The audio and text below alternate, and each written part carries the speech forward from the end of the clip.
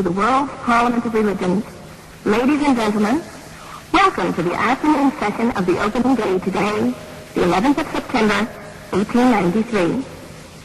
We now introduce you to Swami Vivekananda from India and request him to address us. Swami Vivekananda. Sisters and brothers of America,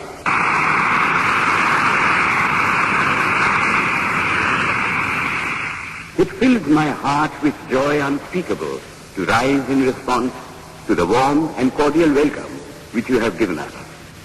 I thank you in the name of the most ancient order of monks in the world. I thank you in the name of the mother of religions. And I thank you in the name of the millions and millions of Hindu people of all classes and sects.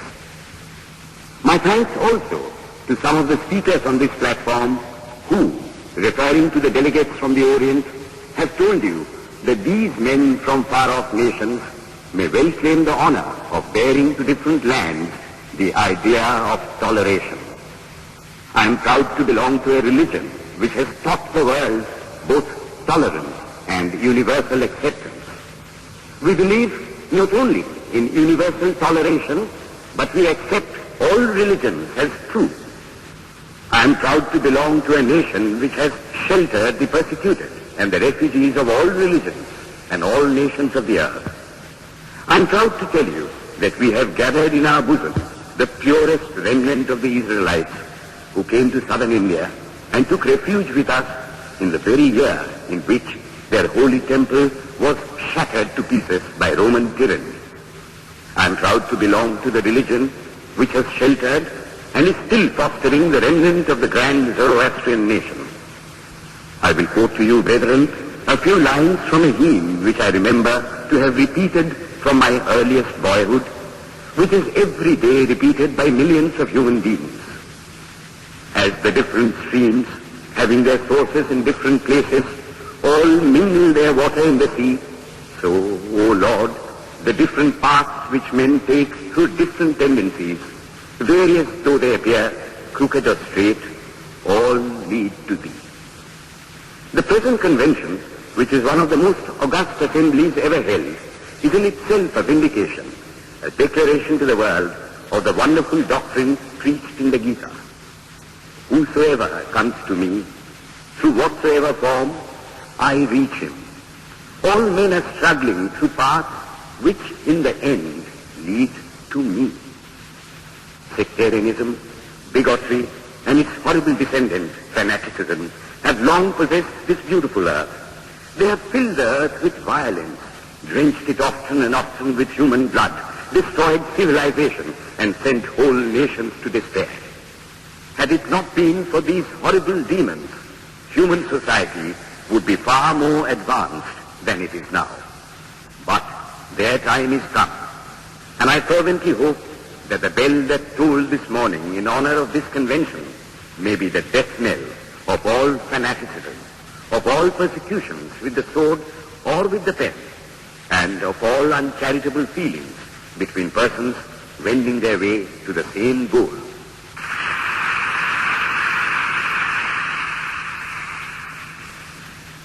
Ladies and gentlemen, on the agenda for today, the 15th of September, 1893, a galaxy of eminent speakers are scheduled to address us, and it gives us great pleasure to once again invite Swami Vivekananda to speak.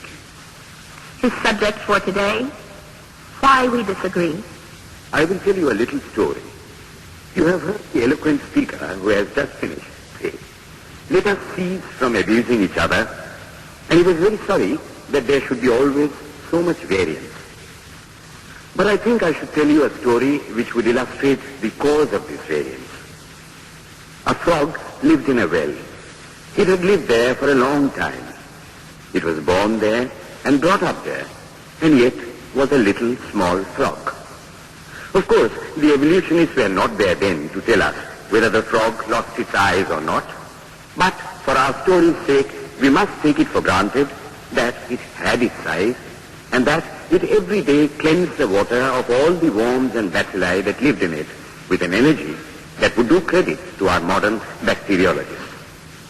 In this way, it went on and became a little sleek and fat. Well, one day, another frog that lived in the sea came and fell into the well. Where are you from? I am from the sea. The sea? How big is that? Is it as big as my well? And he took a leap from one side of the well to the other. My friend, said the frog of the sea, how do you compare the sea with your little well? Then the frog took another leap and asked, is your sea so big? What nonsense you speak, to compare the sea with your well. Well then, said the frog of the well, nothing can be bigger than my well. There can be nothing bigger than this. This fellow is a liar, so turn him out. That has been the difficulty all the while. I am a Hindu. I am sitting in my own little well and thinking that the whole world is my little well. The Christian sits in his little well and thinks the whole world is his well. The Mohammedan sits in his little well and thinks that is the whole world.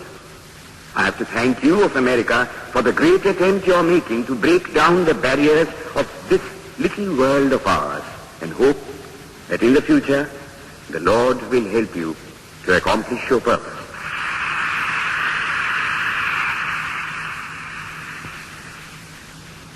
Delegates and friends, today, the 19th of September, 1893, is the 9th day of the World's Parliament of Religions. We have had the privilege of listening to many distinguished speakers from the world over address us on a variety of subjects. The time is at hand to now listen to the great monk from India, Swami Vivekananda, read his paper on Hinduism. Ladies and gentlemen, Swami Vivekananda. From the high spiritual flights of the Vedanta philosophy, of which the latest discoveries of science seem like echoes, to the low ideas of idolatry with its multifarious mythology, the agnosticism of the Buddhists and the atheism of the Jains, each and all have a place in the Hindu's religion.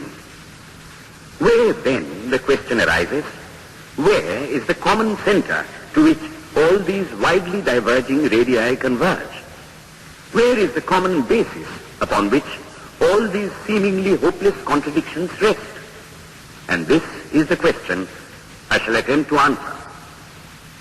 The Hindus have received their religion through revelation, the Vedas. They hold that the Vedas are without beginning and without end. It may sound ludicrous to this audience how a book can be without beginning or end. But by the Vedas, no books are meant. They mean the accumulated treasury of spiritual laws discovered by different persons in different times. Just as the law of gravitation existed before its discovery and would exist if all humanity forgot it, so is it with the laws that govern the spiritual world. The moral, ethical, and spiritual relations between soul and soul and between individual spirits and the Father of all spirits were there before their discovery and would remain even if we forgot them. The discoverers of these laws are called rishis, and we honor them as perfected beings. I'm glad to tell this audience that some of the very greatest of them were women. Here it may be said that these laws, as laws, may be without end, but they must have had a beginning. The Vedas teach us that creation is without beginning or end.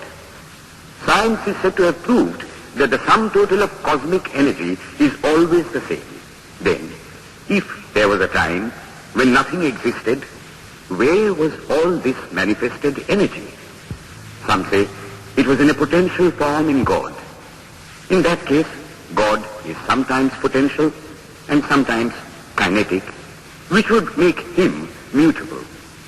Everything mutable is a compound, and everything compound must undergo that change which is called destruction.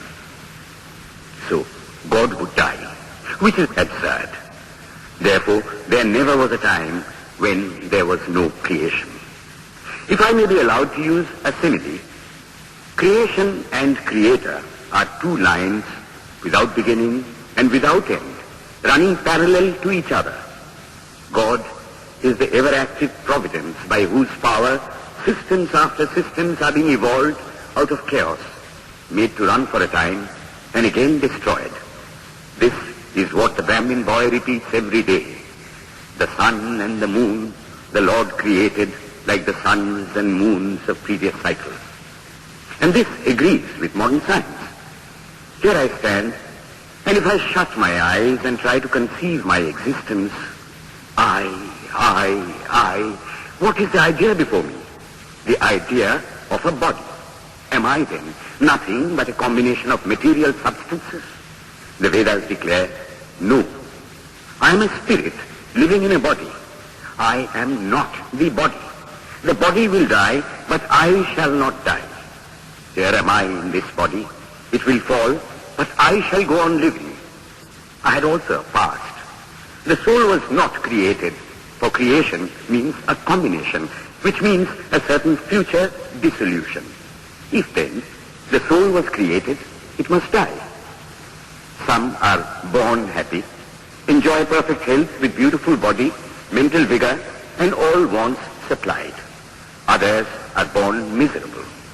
Some are without hands or feet. Others again are idiots and only drag on a wretched existence. Why, if they are all created, why does a just and merciful God create one happy and another unhappy? Why is he so partial? Nor would it matter in the least to hold that those who are miserable in this life will be happy in a future one. Why should a man be miserable even here in the reign of a just and merciful God? In the second place, the idea of a creator God does not explain the anomaly, but simply expresses the cruel fiat of an all-powerful being. There must have been causes then, before his birth, to make a man miserable or happy, and those were his past actions. Are not all the tendencies of the mind and the body accounted for by inherited aptitude? Here are two parallel lines of existence, one of the mind, the other of matter. If matter and its transformations answer for all that we have, there is no necessity for supposing the existence of a soul. But it cannot be proved that thought has been evolved out of matter. And if a philosophical monism is inevitable, spiritual monism is certainly logical and no less desirable than a materialistic monism. But neither of these is necessary here. We cannot deny that bodies acquire certain tendencies from heredity, but those tendencies only mean the physical configuration through which a peculiar mind alone can act in a peculiar way. There are other tendencies peculiar to a soul caused by his past actions, and a soul with a certain tendency would, by the laws of affinity, take birth in a body which is the fittest instrument for the display of that tendency. This is in accord with science, for science wants to explain everything by habit, and habit is got through repetitions. So, repetitions are necessary to explain the natural habits of a newborn soul, and since they were not obtained in this present life, they must have come down from past lives. There is another suggestion.